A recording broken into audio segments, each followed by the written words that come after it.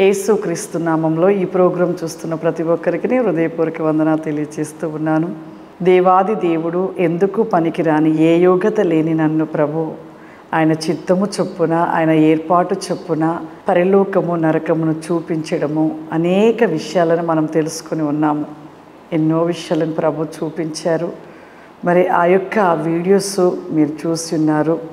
ఎంతోమంది త్రాగుబోతులు, తిరుగుబోతులు, వ్యభిచారంలో ఉంటున్న వారు కూడా నరకం ఎంత భయంకరంగా ఉంటుందని వారి యొక్క జీవితాలను సరిచేసుకొని ప్రభువులో ముందుకు సాగుతున్న వారు ఎంతోమంది ఉన్నారు. అంతేవిధంగా దేవుడు ఎన్నో విషయాలు ఎంతోమందికి దేవుడు ఎవరిని ఏ విధంగా వాడుకోవాలో ఆ విధంగా వాడుకుంటూ ఉంటాడు. పరిశుద్ధ లేఖన గ్రంథంలో ఎంతోమంది ప్రవక్తలు ఉన్నారు. ఒక్కొక్క ప్రవక్తని ఒక్కొక్క విధముగా తను ఏర్పాటు చేసుకొని వాడుకోవడం జరిగింది. భూమి మీద ఉన్న మరి ప్రతి ఒక్కరిపైన దేవుని కనుదృష్టి ఉంటూ ఉంటుంది.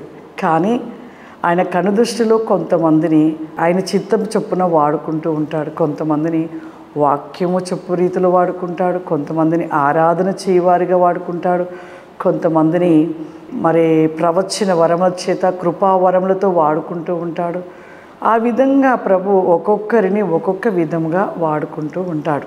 నిజంగా మరి ఎంతోమంది కూడా మరి అధికమైన సమయం దేవునితో గడుపుతున్నప్పుడు ప్రభు ఎంతోమందికి అనేక దర్శనాలు, అనేక విషయాలను తెలియపరుస్తూ ఉంటాడు.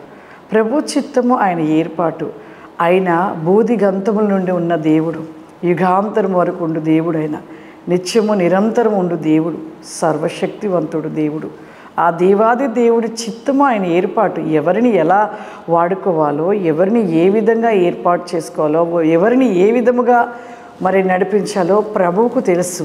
చూడండి, డీజీ దినకరన్ గారు వారైతే ఎన్ని ప్రాంతాల్లో చూశారు పరలోక విషయాలు, ఎన్నో విషయాలు. మరి మాటలు వింటుంటే చాలా మనము ఆత్మీయతలో ముందుకు వెళ్ళిపోతూ ఉంటాం.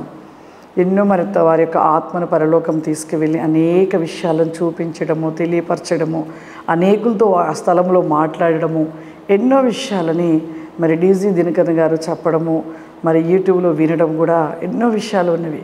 అంతేకాదు పాల్ యాంగిచో గారు, ఇంకా ఎంతోమంది భక్తులు, ఎంతోమంది కూడా ప్రభు చూపించి అనేక విషయాలను తెలియపరుస్తూ అనేకుల్ని కూడా ఆయన యొక్క మార్గంలో, ఆయన యొక్క వెలుగు మార్గంలో నడిపిస్తూ ఉన్నాడు. అది దేవుని చిత్తము. ప్రతిదీ దేవుని ఏర్పాటే. ఆయన చిత్తము లేనిది ఎవ్వరు కూడా ఏమీ చేయలేము. అది కేవలము ఆయన ఏర్పాటును బట్టి ప్రభు మరి అనేకుల్ని ఏ విధంగా వాడుకోవాలో వాడుకుంటూ ఉన్నాడు. వాడుకుంటున్న సమయంలో మనము కూడా ప్రోత్సహించేవారుగా ఉండాలి, కానీ విమర్శించేవారుగా ఉండకూడదు.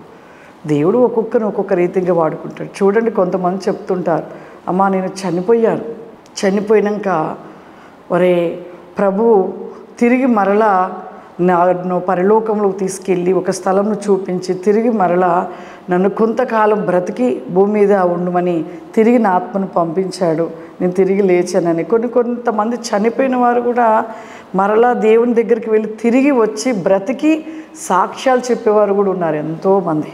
ఆ విషయం చూసుకున్నట్లయితే మరి అది ఎలా జరిగించబడింది?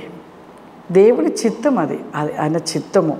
ఆమె తిరిగి మరలా బ్రతకాలని, ఆమె యొక్క తిరిగి ఆమె సాక్ష్యం చెప్పుట కోసం ప్రభు మరలా ఆయన రాజ్యాన్ని మరి ఆమె కనులారా చూసి తిరిగి బ్రతికి మరలా ప్రభు యొక్క రాజ్యం ఈ విధంగా ఉంది, ప్రభు నాతో మాట్లాడాడని చెబుతూ వారు సాక్ష్యాలు పంచుకున్న వారు కొన్ని వేల మంది కూడా మరి యూట్యూబ్ ఛానల్లో ఉన్నారు.